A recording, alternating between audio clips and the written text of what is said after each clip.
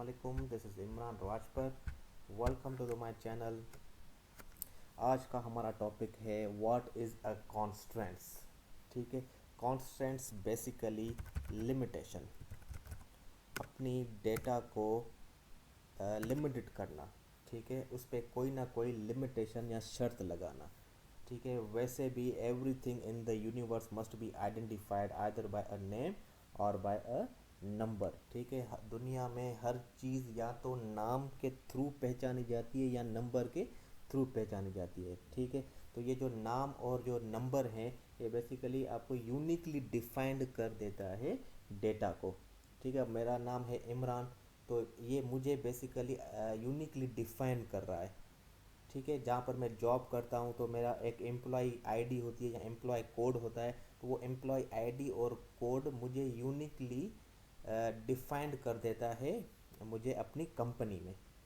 ठीक है, तो बेसिकली ऐसा ऐसा कॉलम बनाना आपकी डेटाबेस के किसी भी टेबल में एक ऐसा कॉलम हम बनाते हैं जिसमें हम यूनिक वैल्यूज़ रखते हैं, मुख्तलिफ वैल्यूज़ रखते हैं, जिसके थ्रू क्या होता है कि हम आराम से पर्टिकुलर डेटा को सर्च करवा सकते हैं उस यूनिकली डिफाइंड कॉलम से।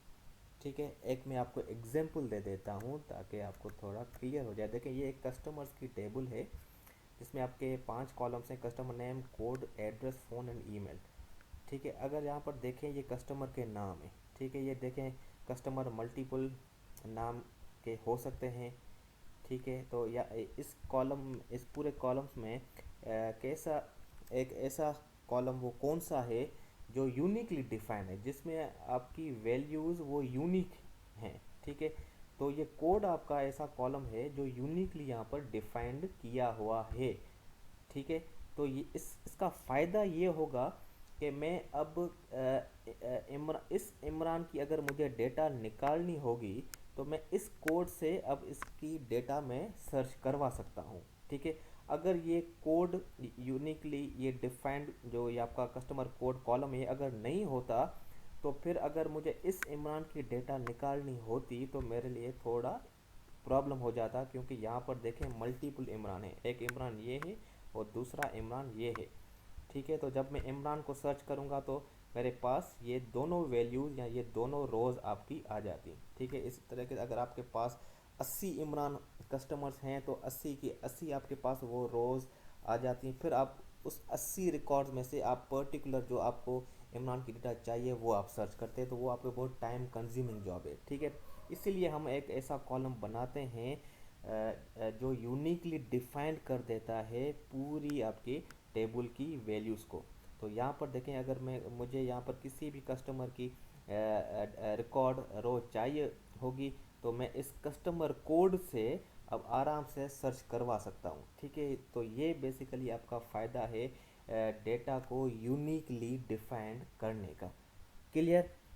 ठीक है, तो अब हम डेटा को यूनिकली कैसे डिफाइन करते हैं आपकी R D B M S में, रिलेशनल डेटाबेस मैनेजमेंट सिस्टम में। ठीक है, वो होता है थ्रू एक टर्मिनोलॉजी है प्राइमरी की। प्राइमरी की, ठीक है, प्राइमरी की एक टर्मिनोलॉजी है आपकी D B M S R D B M S में, जिसके थ्रू हम टेबल को टेबल की डेटा को यूनिकली डिफाइन करवाते हैं। मतलब एक ऐसा कॉलम हम बना लेते हैं जिसमें हम प्राइमरी की को मेंशन करते हैं। जैसे यहाँ पर मैंने आपको बताया कि ये वाला जो आपका कॉलम है कस्टमर कोड, ये बेसिकली इस कॉलम में आपकी लगी हुई होगी प्राइमरी की। ठीक है, तो बेसिकली हम किसी भी टेबल में हम खुद एक कॉलम सेलेक्ट करते हैं और उस कॉलम पर हम लगा देते हैं प्राइमरी की। ठीक है, ये प्राइमरी की दो तरीक़ों से लगाई जाती है। एक तो जब आप टेबल बनाते हैं, न्यू टेबल क्रिएट करते हैं, उस टाइम पर आप प्राइमरी की को डिफ़ाइन कर लेते हैं, या अगर आपने पहले ही टेबल बनाई हुई है तो आप उसको अल्टर टेबल करके चेंज करके उसको फिर आप कांस्टेंट अपना प्राइमरी की भी लगा सकते हैं। तो वो जो मैं आपको इंशाल्लाह अल्टर टेबल जब मैं आपको करवाऊंगा, मॉडिफाई आपको मैं टेक्निक्स बताऊंगा, तो इंशाल्लाह मैं आपको बताऊंगा। आज मैं आपको बताऊंगा कि जब हम टेबल न्यू क्रिएट करते हैं तो उस टाइम पर हम प्राइमरी की कैसे डिफाइन करते हैं किसी भी एक पर्टिकुलर कॉलम में। तो लेट्स सी। अब मिसाल लेता हूँ कि मुझे एक टेबल बनानी है आइटम्स, ठीक है, उसमें एक प्राइमरी की कॉलम बनाना है, ठीक है। तो आप कैसे टेबल बनाते हैं आपको क्लियर होगा, क्रिएट टेबल आइटम्स, ठीक है। उसके बाद ब्रैकेट स्टार्ट होती है आपकी, क्लियर। उसके बाद आप टेबल का कॉलम का नाम देते हैं। मैंने रखा है एक आइटम नेम, ठीक है। मैंने इसको दे दिया है वार्चर टू डेटा टाइप, जिसकी मैंने डेटा लेंथ रख दी है 20, ठीक है। उसके बाद कॉमा, फिर आपका आइटम कोड में कॉलम रख लेता हूँ, ठीक है। इसको डेटा टाइप में दे देता हूँ कैरेक्टर, उसकी डेटा लेंथ में दे देता हूँ 5, ठीक है। उसके बाद आपकी आइटम की क्वांटिटी, ठीक है, एक कॉलम है, इसकी डेटा टाइप नंबर है, डेटा लेंथ में दे देता हूँ फॉर एग्जांपल 8 देता हूँ, ठीक है। उसके बाद आपका आइटम रेट रख लेता हूँ, ठीक है। इसकी डेटा टाइप रख लेता हूँ मैं नंबर, इसकी भी मैं लेंथ रख लेता हूँ 8। ये आपकी टेबल क्रिएट हो गई, ठीक है। ये आपकी टेबल क्रिएट करने का सिंटैक्स है। अब मुझे यहाँ पर डिसाइड करना है कि मुझे किस कॉलम में प्राइमरी की लगानी है, ठीक है। तो मैं लगाता हूँ इस कॉलम पर जो है आइटम कोड, ठीक है। इसमें मैं लगा लेता हूँ अब प्राइमरी की, ठीक है। इस कॉलम को मैं रिस्ट्रिक्ट कर लेता हूँ, ठीक है। सिंपल आप क्या लिखेंगे, इधर लिख लें आप प्राइमरी की, बस, और कुछ भी नहीं करना आपको, ठीक है। तो अब क्या हो गया कि अब इस कॉलम में आपकी प्राइमरी की लग गई, ठीक है। जब आप इस टेबल को बनाकर आप रन करेंगे तो इस कॉलम में आपकी दो शर्तें लग जाती हैं, ठीक है। वो दो शर्तें क्या होती हैं, वो दो शर्तें होती हैं, दो लिमिटेशंस होती हैं कि आपकी वैल्यूज़ जो इस कॉलम में आप रखेंगे वो यूनिक होंगी, पहली शर्त। दूसरी शर्त कि आप अब इस कॉलम में नॉट नल वैल्यू नहीं दे सकते, मतलब आप खाली वैल्यू नहीं छोड़ सकते इस कॉलम में, आपको किसी भी सूरत में अब वैल्यू देनी है इस कॉलम में, ठीक है। तो जब आप प्राइमरी की लगाते हैं तो बेसिकली ये आपके दो शर्तें लग जाती हैं उस पर्टिकुलर कॉलम में। एक यूनिक, कि आप जो भी वैल्यू देंगे वो अब यूनिक होगी, डुप्लीकेट नहीं होगी। और दूसरा नॉट नल, मतलब कि आप खाली वैल्यू नहीं दे सकते, आपको एनी हाउ कोई ना कोई वैल्यू देनी है, ठीक है। तो ये आपका सिंपल सिंटैक्स है, how to create an primary की ड्यूरिंग क्रिएटिंग अ टेबल, ठीक है। दूसरा आपका है एक कंपोजिट की होती है, एक आपके पास एक प्राइमरी की हो गई, एक हो गई आपकी कंपोजिट की। कंपोजिट की का मतलब ये है कि ये बेसिकली एक कॉन्सेप्ट है। मिसाल के तौर पर आपको एक टेबल में दो प्राइमरी की लगानी है, ठीक है। आप ये चाह रहे हैं फॉर एग्जांपल कि इस कस्टमर कोड में भी प्राइमरी की लगानी है मुझे, और कस्टमर नेम में भी मुझे प्राइमरी की मेंशन करनी है, मतलब एक टेबल में कंपोजिट आपको प्राइमरी कीज़ लगानी है। तो वहाँ पर आप फिर क्या करते हैं, आपका थोड़ा सा सिंटेक्स चेंज हो जाता है। वो सिंटेक्स क्या होता है मैं इधर ही आपको बता देता हूँ, ठीक है। यहाँ से मैं कर लेता हूँ,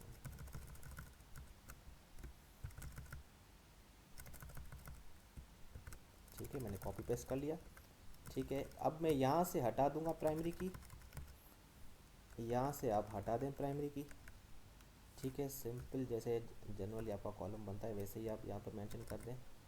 इधर आप कॉलम में एंड में बिल्कुल कॉलम्स का स्ट्रक्चर बताकर बिल्कुल एंड में यहाँ पर आप मेंशन करते हैं, मतलब कि दो प्राइमरी कीज आपको जो कॉलम्स लगाने हैं वो यहाँ पर मेंशन करते हैं। तो आप क्या लिखते हैं कॉन्स्टेंट, ठीक है। कांस्टेंट के बाद कोई ना कोई कांस्टेंट का नाम देना होता है जो यूज़र नेम होता है, कुछ भी आप दे दें। मैं कहता हूँ कि फर्स्ट कांस्टेंट, ठीक है, ये मैंने नाम दे दिया, आप कुछ भी दे सकते हैं, ठीक है। उसके बाद आपको यहाँ पर बताना है कि कांस्टेंट्स कौन सा लगाना है आपको। मैंने कहा है कि प्राइमरी की लगानी है मुझे, ठीक है। फिर आपकी ब्रैकेट यहाँ से स्टार्ट, इस ब्रैकेट में आपको एक्चुअली बताने होते हैं वो मल्टीपल कॉलम्स जिन पे आपको प्राइमरी की लगवानी है।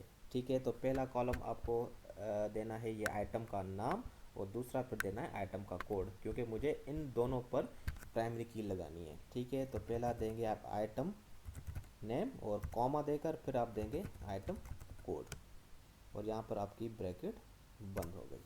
ठीक है, और ख़त्म। ठीक है, ये आपका सिंटेक्स है कंपोजिट प्राइमरी की लगाने का। ठीक है, एक टेबल में आपको अगर मल्टीपल प्राइमरी कीज़ लगानी है तो आप इस तरीके से लगा सकते हैं। ठीक है, तो यही चीज़ मुझे आपको करवानी है इन एसक्यूएल डेवलपर।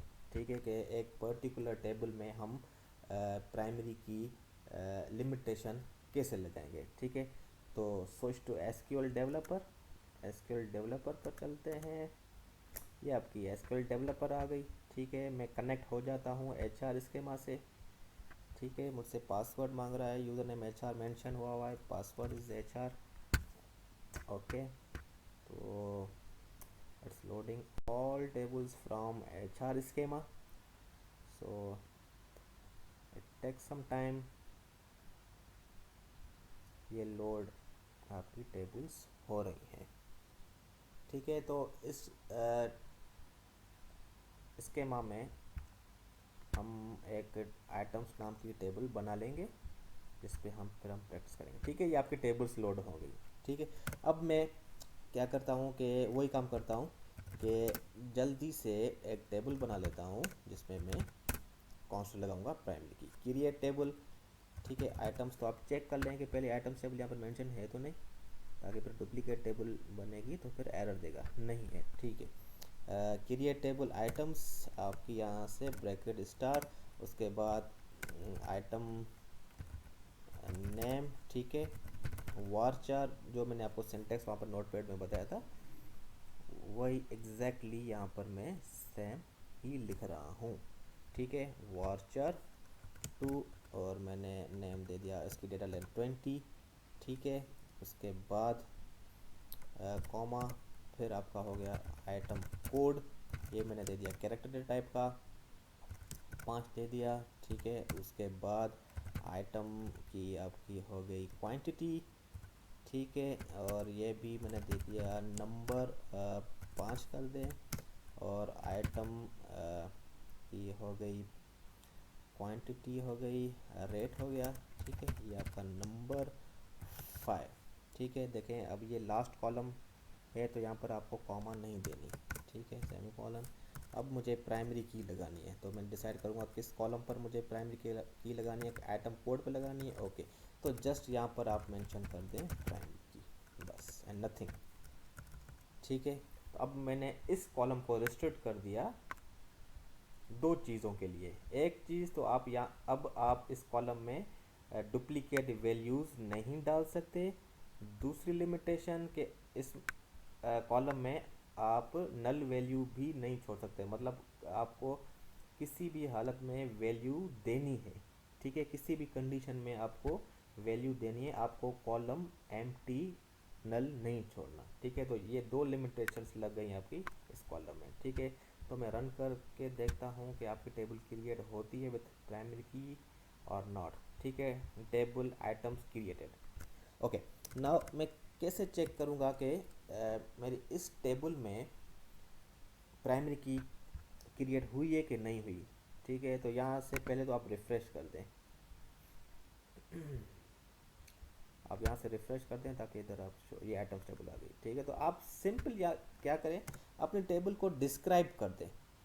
ठीक है, DESC डिस्क्राइब और आइटम्स।